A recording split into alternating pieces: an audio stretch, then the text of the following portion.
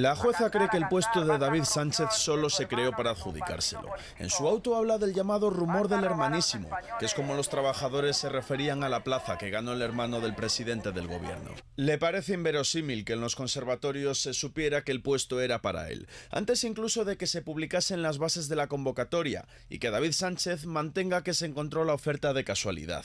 Antes de tomar el café o durante de tomar el café. La jueza ironiza con que si fuese así, los trabajadores tendrían dotes adivinatorias. Aseguran además que el puesto de coordinador de conservatorios se adaptó a las preferencias y aspiraciones del hermano de Sánchez, y pone como ejemplo la contratación de un amigo suyo ex asesor de Moncloa. 3 semanas antes de que se convocase su plaza, David Sánchez y él ya hacían planes para cuando se incorporase a la Diputación. En el auto señala cómo el diputado de Cultura declaró que Pedro Sánchez le contó en un mitin que su hermano era músico. La instructora cree que el presidente del gobierno tenía influencia en miembros del partido en Extremadura. Con estos argumentos, la jueza rechaza el recurso de las defensas y de la fiscalía y mantiene su procesamiento por prevaricación y tráfico de influencias. La jueza también ratifica el procesamiento del presidente de la Diputación de Badajoz, aunque el líder de los socialistas extremeños es ya aforado al convertirse en diputado de la Asamblea de Extremadura. Solo el Tribunal Superior de Justicia podría juzgarle.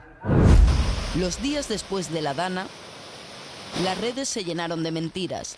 RTVE Verifica desmintió algunas de ellas, como este falso rescate generado con inteligencia artificial o este bulo sobre el supuesto dispositivo policial del rey, que en realidad era un convoy de ayuda. El máximo organismo de seguridad de nuestro país señala a Rusia como impulsor de las campañas. En su informe anual asegura que los actores prorrusos se focalizaron en promocionar la desconfianza ciudadana en las instituciones públicas, en deslegitimar el apoyo a Ucrania y en proyectar una imagen de país sumido en el caos. El documento sitúa la desinformación como uno de los principales riesgos para la seguridad. Alerta de que el Kremlin ha refinado los métodos y cada vez, dicen, es más difícil llegar al origen de las falsedades. Entre las herramientas ponen en el punto de mira la inteligencia artificial, capaz, afirman, de crear contenidos falsos de alta calidad a gran escala que se difunden a través de redes automatizadas. El Consejo de Seguridad Nacional deja una advertencia clara sobre Rusia. Ha utilizado y seguirá utilizando las catástrofes y los procesos electorales para intentar erosionar la legitimidad democrática. A su llegada, pitos y abucheos por parte de detractores y miembros de Revuelta, la organización de extrema derecha. En la acera de enfrente, apoyo de partidarios y miembros del PSOE. Las víctimas han lamentado haberse reunido antes con el Ejecutivo Central que con el Autonómico, la administración más cercana. Critican que Mazón todavía no les haya recibido. El presidente ha asegurado esta mañana que las puertas del Palau están abiertas. Hemos hecho un ofrecimiento público, lo volveremos a reiterar, por público, por privado, de la manera que quieran. Si es que las reuniones están siendo permanentes, muchas de ellas discretas, pero porque así lo piden las víctimas. El presidente del PP, Alberto Núñez Feijóo, acusa a Sánchez de asfixiar económicamente a la comunidad y pide al gobierno que traslade las ayudas para la recuperación. Ya era hora, ¿no?, de que tuviese algún interés por Valencia. Y tenemos que saber lo que ha pasado. Tenemos que saber por qué el presidente del gobierno se ha desentendido. ¿Por qué no quiso declarar la emergencia nacional y asumir el mando, que es lo que le correspondía por ley y por una obligación ética y moral? Es la cuarta vez que Sánchez visita Valencia desde la Dana, un encuentro que se produce una semana después de que las víctimas viajasen a Bruselas para visibilizar sus reivindicaciones. De hecho, no, yo tengo el boleto para dormir. Tarjeta de embarque para entrar en el aeropuerto. Hubo normalidad en la primera noche de controles, según AENA. Tarjeta de embarque o el billete electrónico. Ha sido rápido, no ha sido nada complicado. Porque la gente se puede quedar dentro y ya está, y no salir. Llega un momento que esto no es sostenible, se tiene que llegar a una solución. Fuentes de UGT aseguran que se negó el paso a 150 personas sin hogar. Se ha controlado más la situación, pero no se ha terminado con la problemática, explican. Algunos intentaron llegar antes o refugiarse en sitios no vigilados, pero para ellos nada ha cambiado. ¿Cómo pago la habitación? Y ahí estoy así luchando por sobrevivir. No es fácil, pero vamos, lo que hay. El alquiler es muy caro y yo estoy cobrando una ayuda. Hablando con ellos estuvo el defensor del pueblo, que ha preguntado a AENA por el fundamento jurídico de los controles y también pide explicaciones al ayuntamiento. Propone reunirse con las partes. De momento, esta tarde se sientan a la mesa AENA y el ayuntamiento. Vamos a ir a la reunión con AENA con la mejor de las voluntades posibles para dar solución a una situación complicada. Aseguran que no tienen capacidad legal para llevar a cabo el censo que le reclama AENA. Será uno de los puntos del encuentro. El gestor aeroportuario ofrece colaboración. Ayuntamiento y Gobierno central se acusan mutuamente de dejación de funciones. Hemos tenido que salir desde el Ministerio con un comunicado clarificando que eso no es así. Desde Migraciones rechazan que haya solicitantes de asilo. Las ONGs piden evitar expulsiones sin alternativa y aumentar los servicios sociales en el aeropuerto, entre otras medidas. Aumentamos también la tributación por vivienda vacía en el IRPF, completando otras legislaciones que ya están en vigor en nuestro país y que pueden implementar otras administraciones públicas, como son los ayuntamientos a través del IBI y el recargo sobre viviendas vacías. Y el ministro de Justicia pide a jueces y fiscales un debate riguroso sobre la reforma de la carrera judicial que ha impulsado. Lo ha hecho en una carta después de que 5 de las 7 asociaciones calificaran ese proyecto como un retroceso del Estado de Derecho. Sarah Milgren y Jaron Lisinski murieron al instante. Acababan de salir de un acto en el Museo Judío de la capital. Paseaban con otras 2 personas que resultaron ilesas.